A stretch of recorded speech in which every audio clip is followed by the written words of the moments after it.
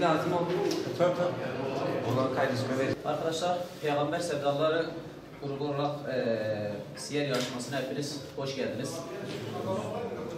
Peygamber Sevdaların başlattığı kitapçıkları birazdan dağıtacağım inşallah. Hepinize şimdiden başarılar dilerim inşallah.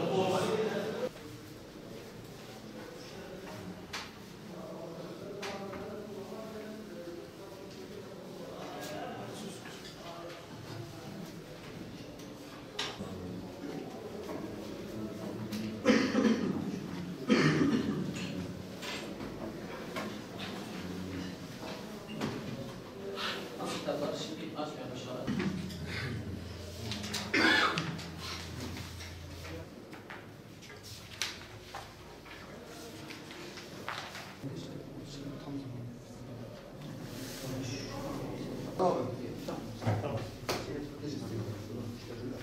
İsmi çift olan bir boşluk bıraksın abi. Üstelik Mehmet Amin.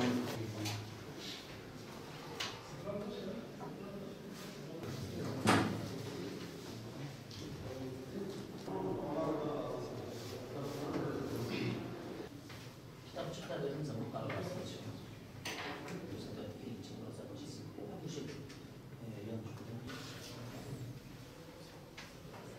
Sizin de belirttiğiniz gibi Peygamber Sevdaları Vakfı olarak bu yıl 9.sunu düzenlediğimiz tüm Türkiye genelinde onu oku, onu yaşa temalı siyer sınavında Gaziantep olarak da gireceğiz inşallah. Teveccüh hamdolsun Gaziantep'te Peygamber Sevdaları halkımız yoğun bir ilgi gösterdi. Yaklaşık 6500 civarında çocuğuyla, yaşlısıyla, genciyle, kadını erkeğiyle, görme engelli öğrencilerimizle beraber yapacağımız, yoğun bir katılımın olacağı bir sınavı gerçekleştireceğiz inşallah. Yaklaşık 18 merkezde bu sınavı yapacağız. İl ve ilçeler dahil olmak üzere.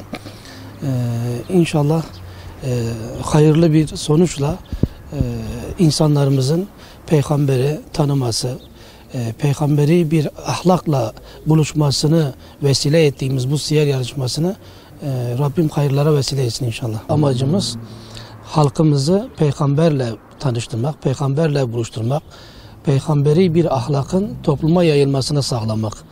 Malumunuz son yıllarda insanlarımız, gençlerimiz ciddi anlamda bir kültürel yozlaşma yaşamakta. Bizler de bu yaşanan kültürel yozlaşmayı ortadan kaldırabilme adına peygamberin ahlakını toplumumuza yayabilmek. Yani sünnet-i seniyye ile buluşturabilmek. İnşallah insanlarımız, halkımız peygamberi bir ahlaka sahip olursa biz bu halkın, toplumumuzun, insanlarımızın kurtulacağını düşünüyoruz. Hamdolsun 9.sını düzenleyeceğimiz bu sınavda tüm Türkiye'de ve özellikle Gaziantep'te de katılım bizi sevindirecek bir boyutta. Ciddi bir katılım var. Ciddi bir teveccüh var. Yani hem çocuklar açısından olsun hem yaşlılar, okuma yazma bilmeyen insanlar bile bu keşke bizler de okuma yazma bilseydik de peygamberi okusaydık, peygamberle tanışsaydık, bu sınava girseydik. Bu sınavla beraber bizim ödüllerimiz olacak. En başta bu ödüllerimiz Umre ödüllü bir sınav. Tabii önce şunu belirtmek istiyorum. Kaybedeni olmayan bir sınav. Hiçbir ödül almazsa da sınava giren yarışmacılar hiç yoktan peygamberi okuyacak. Peygamberi anlayacak, peygamberi tanıyacak. Onun ahlakıyla ahlaklanmaya çalışacak. Zaten birinci amacımız bu. Diğer hediyeler ise işin diğer boyutu. İnşallah dereceye giren kardeşlerimize vereceğimiz hediyelerle onları teşvik etmektir.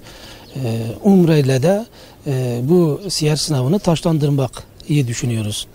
Yani dereceye giden kardeşlerimizin Umre'ye gidip peygamberi bizzat orada yaşamalarını sağlamayı düşünüyoruz. İnşallah katılımın çok güzel olduğunu söyleyebiliriz.